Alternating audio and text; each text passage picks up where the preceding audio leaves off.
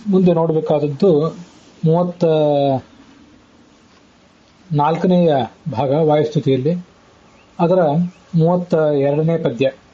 ತ್ರಿಷ್ವಪ್ಯೇವಾವತಾರೇಶ್ವರಿಭಿರಪಗೃಣಂ ಹಿಂಸಿತೋ ನಿರ್ವಿಕಾರಃ ಸರ್ವಜ್ಞಃ ಸರ್ವಶಕ್ತಿಃ ಸಕಲಗುಣಗಣಾ ಪೂರ್ಣರೂಪಪ್ರಗಲ್ಭಃ ಸ್ವಚ್ಛಃ ಸ್ವಚ್ಛಂದಮೃತ್ಯುಃ ಸುಖಯಸಿ ಸುಜನಂ ದೇವಕಿಂಚಿತ್ರಮತ್ರ ತ್ರಾತಾ ಯಸ್ಯ ತ್ರಿಧಾಮ ಜಗದುತವಶಂ ಕಿಂಕರಾಃ ಶಂಕರಾದ್ಯಾಃ.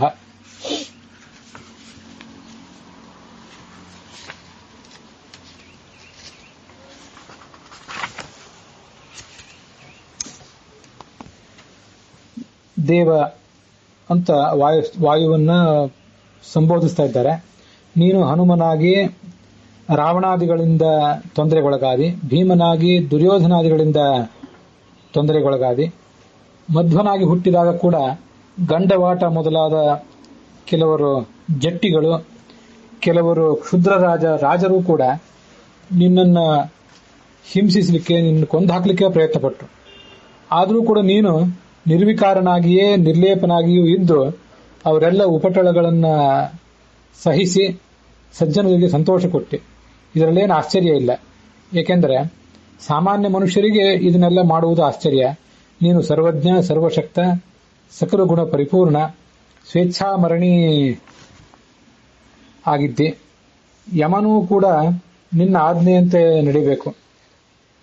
ಶ್ವೇತದ್ವೀಪ, ಅನಂತಾಸನ, ವೈಕುಂಠ ಅನ್ನುವ 3 ಧಾಮಗಳಲ್ಲಿರುವ ಭಗವಂತನೇ ನಿನ್ನ ರಕ್ಷಕನಾಗಿರುವಾಗ, ಜಗತ್ತೆಲ್ಲ ನಿನ್ನ ವಶನಾಗಿರುವಾಗ, ಮತ್ತೆ ಶಂಕರಾದಿ ಎಲ್ಲ ದೇವತೆಗಳು ಕೂಡ ನಿನ್ನ ಅಧೀನರಾಗಿರುವಾಗ ನಿನಗಿದು ಆಶ್ಚರ್ಯ ಅಲ್ಲ ಅಂತ ವರ್ಣಿಸ್ತಾ ಇದ್ದಾರೆ.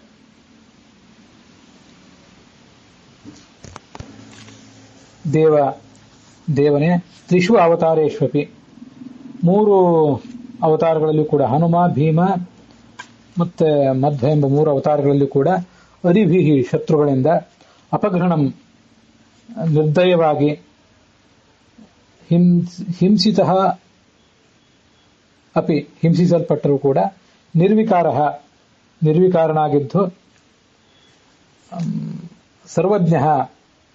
ಸರ್ವಜ್ಞನಾಗಿದ್ದಿ ನೀನು, ಸರ್ವಶಕ್ತಿ ಉಳ್ಳವನು, ಸಕಲ ಗುಣಗಣಾಪೂರ್ಣ ರೂಪ ಪ್ರಗಲ್ಭ, ಎಲ್ಲ ಗುಣಗಳಿಂದ ಕೂಡಿದ ಸ್ವರೂಪವುಳ್ಳವನು, ಪ್ರಗಲ್ಭ ಅಂಥ ಸ್ವರೂಪದಿಂದ ಪ್ರೌಢನಾದವನು, ಸ್ವಚ್ಛ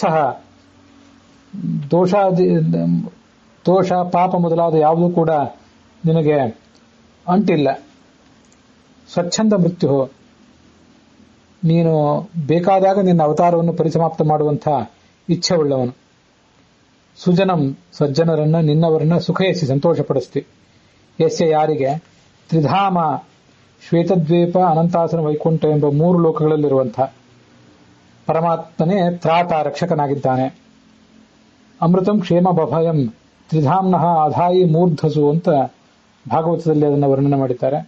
ಹೀಗೆ 3 ಧಾಮಗಳುಳ್ಳಂತಹ ಭಗವಂತನೇ ನಿನಗೆ ರಕ್ಷಕ. ಸ್ವಚ್ಛಂದ ಮೃತ್ಯು ಅನ್ನೋ ಶಬ್ದಕ್ಕೆ ಮೃತ್ಯು ದೇವತೆ ಕೂಡ ನಿನ್ನ ಅಧೀನದಲ್ಲಿದ್ದಾನೆ. ನಿನ್ನ ಅವತಾರ ಪರಿಸಮಾಪ್ತಿ ನಿನ್ನ ಅಧೀನದಲ್ಲಿದೆ. ನೀನು ಚಿರಂಜೀವಿಯಾಗಿದ್ದಿ ಹನುಮಂತನ ಅವತಾರದಲ್ಲಿ. ಮತ್ತೆ ಮೃತ್ಯು ದೇವತೆ ಕೂಡ ತನಗೆ ಅಪೇಕ್ಷೆ ಬಂದಾಗ ನಿನ್ನನ್ನು ಮುಟ್ಟಲಾರ ಅಂತ ಅರ್ಥ. ಜಗತ್ತು ವಶಗಂ ನಿನ್ನ ಅಧೀನದಲ್ಲಿದೆ. ಶಂಕರಾದ್ಯಾಹ ಶಂಕರ ಮೊದಲಾದ ದೇವತೆಗಳು ಕೂಡ ಕಿಂಕರಾಹ ಸೇವಕರಾಗಿದ್ದಾರೆ. ಅತ್ರ ಈ ನಿನ್ನ ವ್ಯಕ್ತಿತ್ವದಲ್ಲಿ ಕಿಂ ಚಿತ್ರಂ ಆಶ್ಚರ್ಯವೇನಿದೆ. ಇಲ್ಲಿ ಶ್ವೇತದ್ವೀಪ, ಅನಂತಾಸನ, ವೈಕುಂಠ ಅನ್ನುವಂಥ 3 ಲೋಕಗಳು ಪರಮಾತ್ಮನ ಲೋಕಗಳು ಅಂತ ಅರ್ಥ ಮಾಡಬಹುದು. ಅಥವಾ ವಿಶ್ವ, ತೈಜಸ, ಪ್ರಾಜ್ಞ ಅನ್ನುವಂಥ 3 ರೂಪಗಳು ಕೂಡ, ಆತ್ಮ, ಅಂತರಾತ್ಮ, ಪರಮಾತ್ಮ ಅನ್ನುವ 3 ರೂಪಗಳು, ಹೀಗೆ ಅನೇಕ ರೂಪಗಳು ಅವನಿಗೆ ಉಳ್ಳವನು. ಧಾಮ ಅಂದ್ರೆ ಲೋಕವೂ ಹೌದು, ಸ್ವರೂಪವೂ ಹೌದು. ಅದು ಉಳ್ಳವನಾದ್ದರಿಂದ ಅವನನ್ನ ತ್ರಿಧಾಮ ಅಂತ ಹೀಗೆ ಹೇಳ್ತಾರೆ. ಈ ಶ್ಲೋಕದ ಪುರಸ್ಚರಣದಿಂದ ಅಪಮೃತ್ಯು ಪರಿಹಾರ ಮತ್ತು ಶ್ರೇಷ್ಠತ್ವ ಸಿದ್ಧಿ ಆಗ್ತದಂತೆ. ಸ್ವಚ್ಛಂದ ಮೃತ್ಯು ಅಂತ ಹೀಗೆ ಬಂದಿರುವುದರಿಂದ ಅಪಮೃತ್ಯು ಪರಿಹಾರ ಕಾಣುತ್ತದೆ.